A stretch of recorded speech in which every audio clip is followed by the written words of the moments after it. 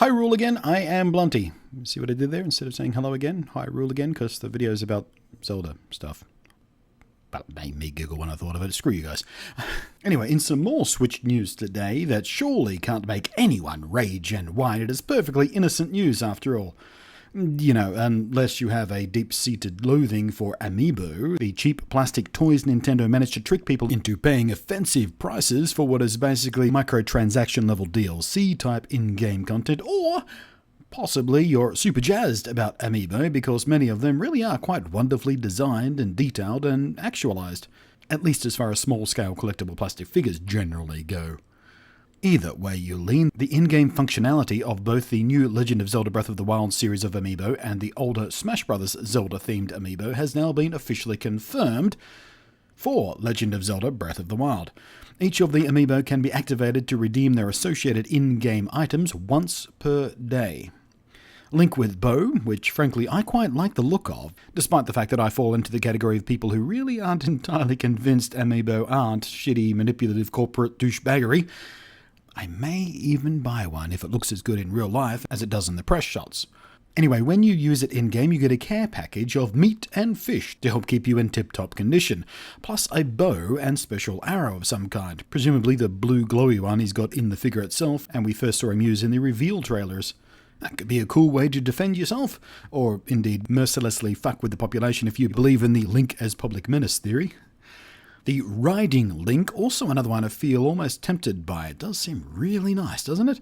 Except for that stupid, hideous, clear plastic blob holding up the horse, because whoever designed this figure in the first place didn't really keep in mind that it had to sort of stand on its own on a little plastic disc. Anyway, this one gives you mushrooms, which, as I understand it, have various effects in the game, like boosting stamina, or used in recipes for special abilities like stealth. Also, you get some kind of weapons and tools for horses, whatever that means. Probably a nice saddle or something. Or maybe they're giving a nod to that classic cliche of microtransactions, horse armor. Zelda herself, whose figure seems a bit bland and boring by comparison to Link's action-packed poses, doesn't it? Gives you plants, presumably also recipe ingredients like the shrooms, and better yet, she gives you a shield for defense. The Bobo Co Lobo Bobblicking King guy thing, aka a little pigfucker, gives you meat and one of their favorite weapons.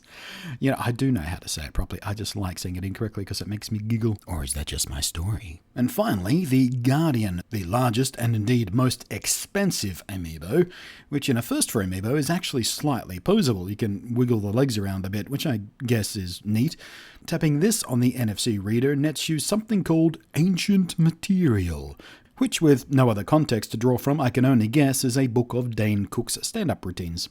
Ancient Material. Amiibo slam, Dane Cook. Come at me. Is he even still alive?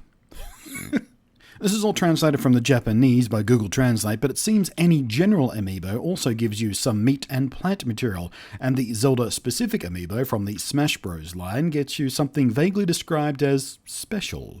Perhaps it's a short yellow bus.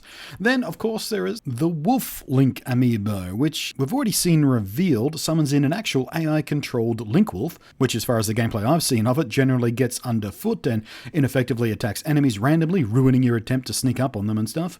Seems like a massive pain in the ass, frankly. So yeah, in general with this Amiibo stuff, I don't see anything too compelling, but there is certainly some useful stuff. I guess you really don't want these things to give you like legendary loot or something. Keeping stuff like that behind a toy-based paywall would be a bit shit and would undoubtedly piss a lot of people off. But consumables like food and recipe items and potions and ability boost type items, along with weapons or shields, which of course in this game do break, getting stuff like this once per day for each Amiibo does make them seem pretty useful in a game like this, which does have some sort of hunt and gather survival elements and recipes and crafting and stuff like that. So perhaps, maybe I can convince myself maybe they're not just overpriced plastic figures, but can actually be justified as moderately useful for my gameplay experience. I'm a relative Zelda newbie after all. I need all the help I can get, surely. Also, a nice shield from Zelda every day wouldn't be too bad, would it? That'd be okay. I'd be okay with that. Maybe I should get Zelda too. Yeah. Ugh, really? That much? For 3 little plastic toys? How about no? So what about you guys? Are you interested in getting the Amiibo for the items? Maybe you're just a collector. Maybe you're a huge Zelda fan and collect everything Zelda you can possibly get your hands on. How do you justify buying Amiibo? Or how do you feel about Amiibo if you're not a fan of them? As usual, do the thing in my down below area. Thanks for watching. I am Blunty, and I will catch you next time.